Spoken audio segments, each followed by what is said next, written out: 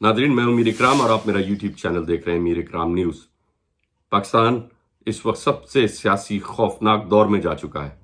वो कौन सी ताकतें जो ये चाहती हैं कि पाकिस्तान श्रीलंका, अफगानिस्तान की तरह गैर मुस्तहकम मुल्क बन जाए, या और कोई युगांडा, ये जिस तरह सोमालिया में हुआ, जिस तरह और जगह पे हुआ, वो कौन सा फार्मूला है जो इस वक्त पाकिस्तान पे अपनाया जा रहा है। ये मैं बार बार बात कर रहा हूं, आप इस बात पर गौर कीजिए।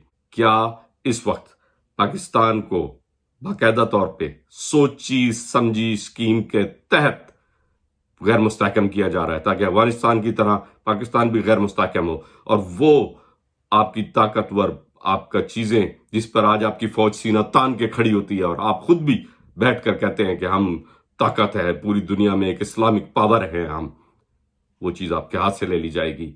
ये कमजोर किया जाएगा आपको।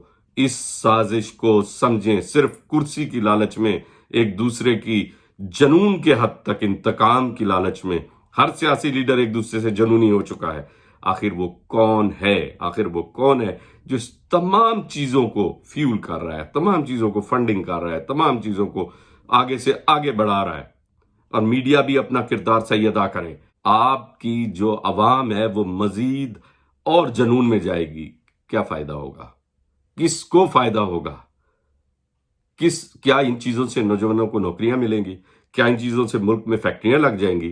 क्या इस इंतशार जो सैलाब आया हुआ है उसमें जो बैठे लोग हैं जिनके पास खाने को रोटी नहीं है, उनको रोटी मिल जाएगी?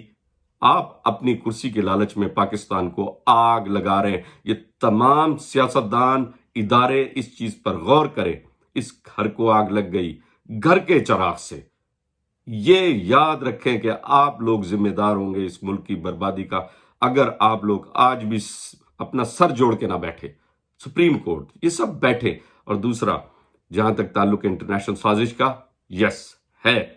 जब सब ने इस पे मीटिंग की, कैबिनेट बैठी है, सब ने मीटिंग की है और सब ने कहा यस ये इंटरनेशनल साजिश की जा रही है कि पाकिस्तान को पीछे धकेलना है। उसके बाद उन्होंने आपसे लेना क्या है? आपके हाथों से।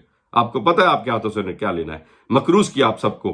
क्यों किया उन्होंने वही चीज लेनी थी जो आपने 75 साल अपने घुटने और एड़ियां रगड़ रगड़ के जिस नहज पे आज आप ताकतवर बने हो, सीना तान के खड़े होते हो, दुश्मन की जरूरत नहीं है कि वो एक लफ्ज बोले। इन्होंने वही चीज आपके हाथ से ले लेनी है, वही आपकी ताकत आपके हाथ से लेनी है। और ये जो हमदर्द आते हैं कि कर्जा ले लो, लेकिन ये एयरपोर्ट हमको दे दो, ये कर्जा ले लो, ये अपने सारे जो बिल्डिंग्स हैं हमको दे दो, स्टेट बैंक हमको दे दो, ये अपनी इतनी लैंड हमको दे दो, ये अपने जो जखायर हैं ये हमें दे दो, कोयले के जखायर हमको दे दो। ये कौन है? कौन से हमदर्द हैं ये हमारे? कोई हमदर्द नहीं है।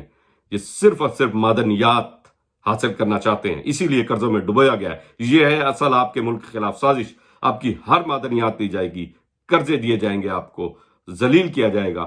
अपने पैरों पे खड़ा होना सीखो।